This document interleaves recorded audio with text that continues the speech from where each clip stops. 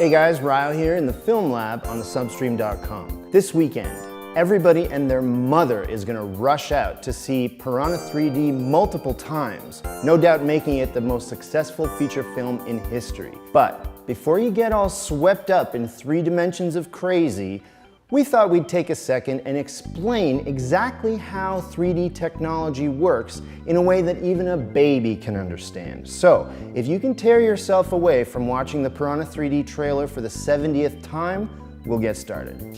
I'm thinking about closing the lake. There's us, and there's 20,000 kids. You do the math. Check this out. We're all born with a set of 2 eyeballs. Not 3, not 1, but 2.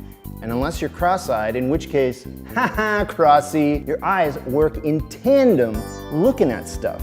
But since they're an inch or 2 apart, the actual sight line of each eye is slightly shifted. This means that each eye sees things from a slightly different angle and sends 2 slightly different pictures of the same thing to your brain. And then because your brain is really smart, it fuses those 2 pictures together into one super picture, which allows you to perceive depth and 3-dimensional space more easily. All because your binocular vision provides your brain with more information about where things are in relation to each other in space. Well, that's basically how 3D movies work. The end. Hey, wait a second! Okay, look, a film screen is flat, which means that both eyes receive the same information in the context of that flat screen. That's why normal movies aren't 3D. To make 3D movies, filmmakers have to figure out how to, using a flat screen with no 3D depth, trick your eyes into perceiving 3D depth when there is none. They do this by using technology which creates 2 separate images that they send to each one of your eyeballs, allowing your brain to then fuse those images together just like it does in the real world to create the illusion of 3 dimensions in front of and behind the screen. This way, the bloodthirsty killer fish can jump right out of the screen and give you a heart attack. Boy, that brain is a smart.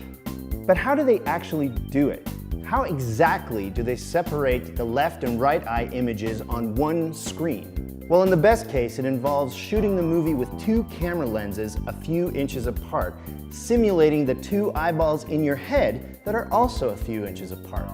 Then they project both the left eye image and the right eye image on top of one another on the screen, and they give everyone in the audience a special pair of space glasses which filter out the respective image for each eyeball, giving each eye its own private little movie.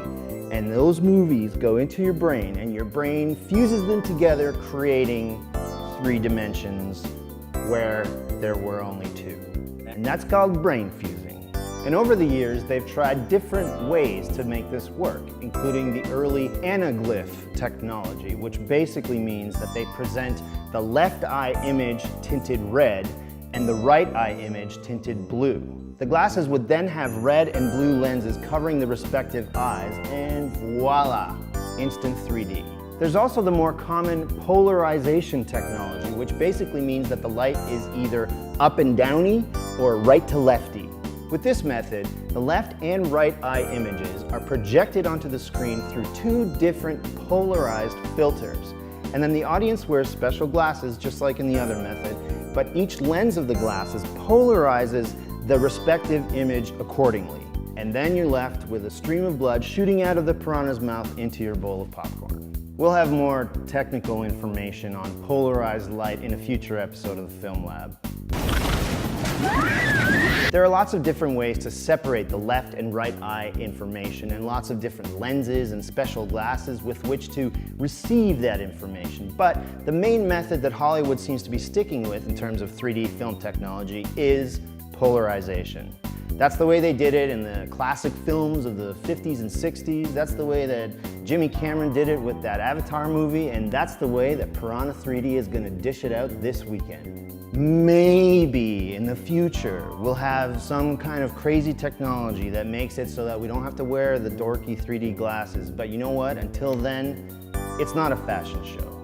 So go out there this weekend, enjoy Piranha 3D, And check out our other 3D content happening all week right here on substream.com. 3D related content, not actual 3D content. Because we're poor.